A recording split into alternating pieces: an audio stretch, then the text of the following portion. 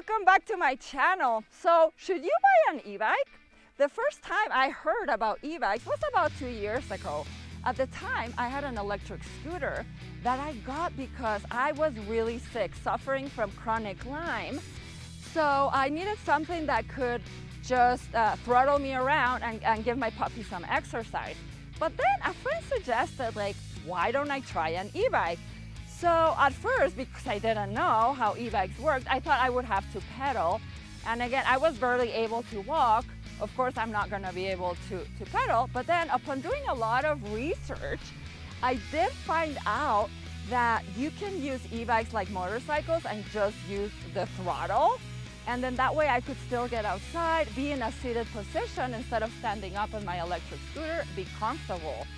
So I decided to go for it. This is my reason for getting an e-bike, but what is yours?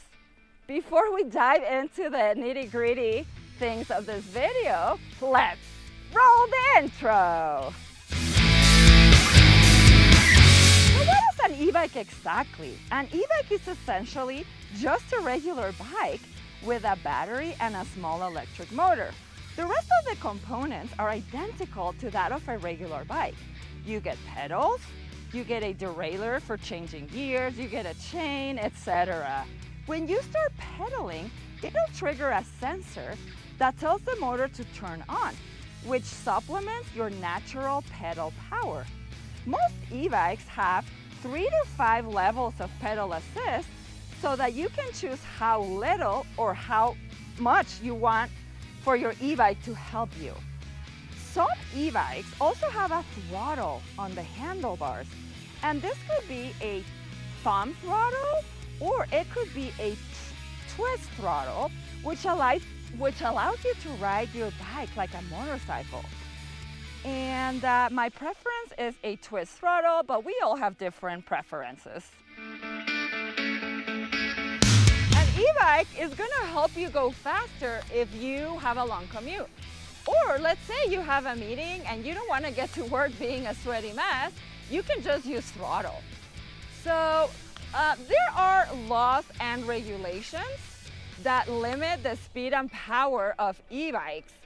And they're different for Canada, for China, but I'm just gonna focus on the United States one. So in the United States, there are a set of rules that are like rather confusing. But you know, we're lucky because still the laws and regulations are still in the gray area. And they're gonna vary by the jurisdiction. But okay, what the 3 classes are: Class 1, you cannot have a throttle and the top speed is 20 miles an hour. For Class 2, you can use a throttle, but the speed limit is also gonna be 20 miles an hour. And then Class 3 is like no throttle again, but you can get to 28 miles an hour on pedal assist. When carrying cargo or groceries, thanks to the assistance of the motor, you don't really notice the weight. There is a study out there that shows that e-bike owners get more exercise compared to regular bike owners. Owners riding e-bikes seem to enjoy it more as they can go further, explore more, and not have to kill themselves with achy necks, sore neck, burning legs. So for example, most of my customers at Terra Pro Cycle are in the age ranges of 55 to 70 years old. And this probably has to do with the accessibility that e-bikes provide. Maybe you love to go out and exercise more, but you can no longer go on rides on a regular bike. Maybe your knees hurt, maybe your back, and your fitness isn't where it used to be on your 20s and 30s.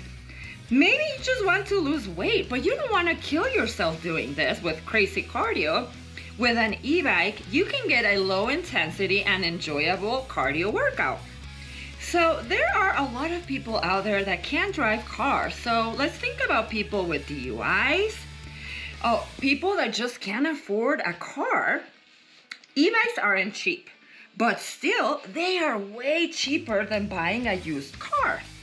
They are expensive compared to regular bikes, with entry-level e-bikes starting at $1,000. And maintenance is super cheap compared to cars. So here I'm trying to debunk the myth that says that an e-bike is cheating. Oh my God, I think this is just whatever. It's not true. So yes, you know, like with an e-bike, you can just choose how much or how little exercise you get. You can pretty much go anywhere that a regular bike can go. There are all kinds of e-bikes out there to suit your every need. From skinny tires, fat tires, e-bikes for cargo and utility, trikes, folding e-bikes. So guys, I hope I convince you about getting yourself an e-bike. I promise you won't regret it. For a future video, if I did, for a future video, I will make a buying guide to help you in deciding which e-bike to get. Slowly doing research, watching YouTube videos, reading, getting in touch with manufacturers. So I'm pretty resourceful and I have a lot of information on all kinds of e-bikes. Guys, thank you so much for tuning in today. Please consider liking and subscribing, as this really helps my channel and it helps me to keep making videos like this one. So always remember, think smart and turn green. And whatever you're doing, happy riding!